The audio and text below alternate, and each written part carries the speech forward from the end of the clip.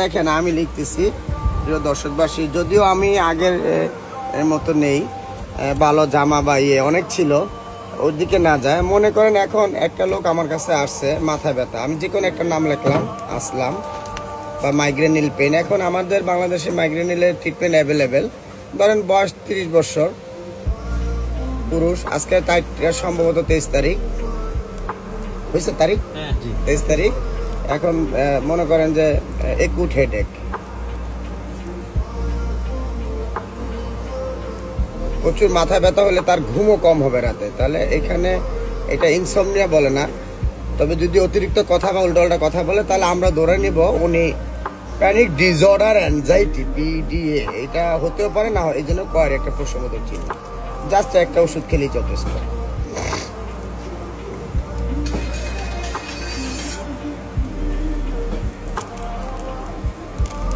এখানে অন্য কোনো সাইড এফেক্টগুলি যদি থাকে তাহলে সেক্ষেত্রে তাকে সিটি স্ক্যান দিতে হবে অ্যাজ এ ফিজিশিয়ান, চিকিৎসক যা মনে করবে ফিজিশিয়ান।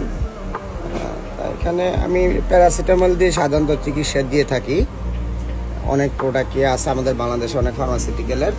তবে এই রুগীকে সাধারণত নিউরো মেডিসিনের দেখানোই দরকার, উনি আমার চেয়ে ভালো বুঝবে। আর সাথে একটা আমি ছোটোখাটো একটা গ্যাসের ওষুধ দিয়ে দিলাম।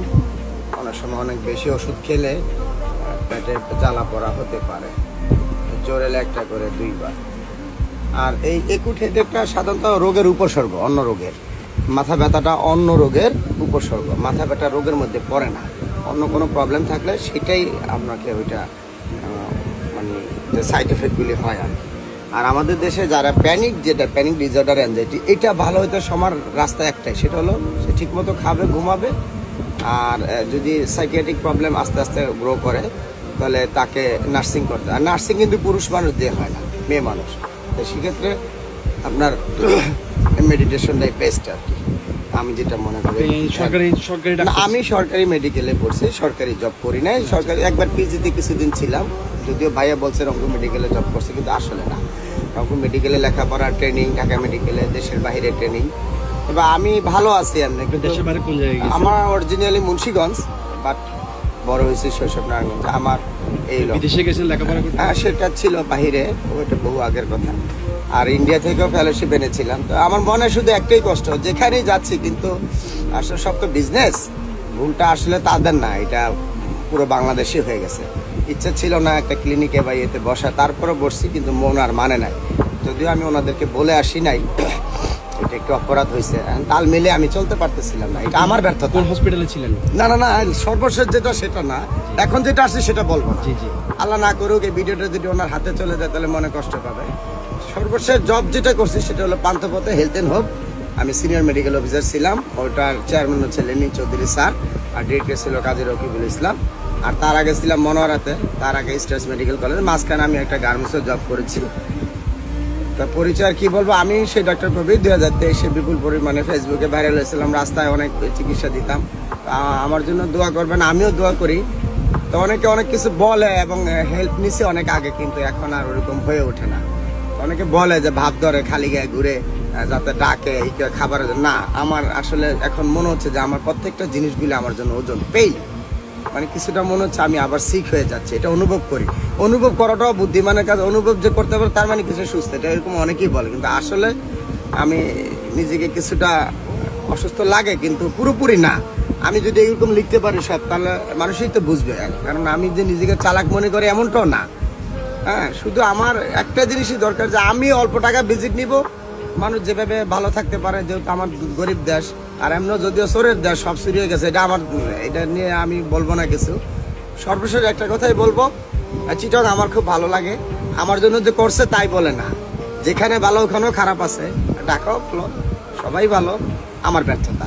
সর্বশেষ বলবো আমার ব্যর্থতা। আপনাকে কেউ যদি আপনার কাছে আসতে চায়, কোথাও যদি আপনাকে দেখা করতে চায়, মানে কোথায় দেখা করতে হবে? আমার নাম্বার 01713489117। অবশ্য আমার এই মুহূর্তে মোবাইল নাই, আমি যে কোনো কারণে লস হয়েছে, সিম আমার সাথে আছে। আর জামা কাপড় আল্লাহর রহমতে এই যে অবস্থা দেখতেছেন, মনের কষ্ট সব দিয়ে দিছি, স্যান্ডেলও সব দিয়ে দিছি, আর ব্যালেন্স নেই কোনো।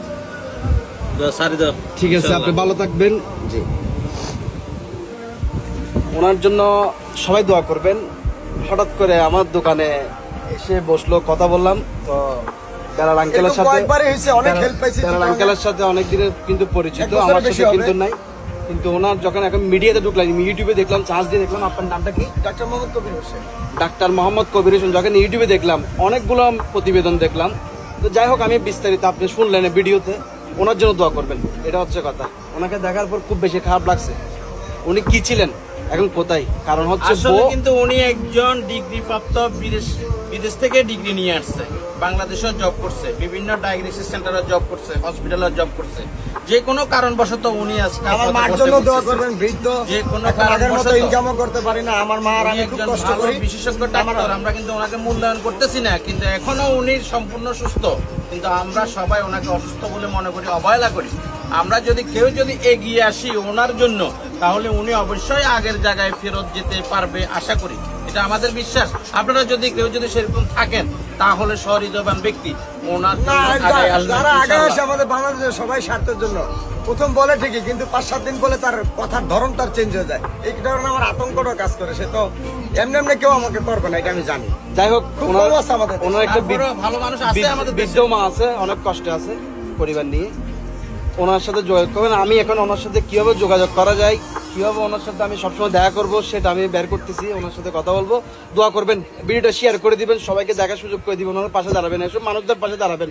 ইনশাল্লাহ আপনাদের পাশে আল্লাহ আছে। আসসালামু আলাইকুম।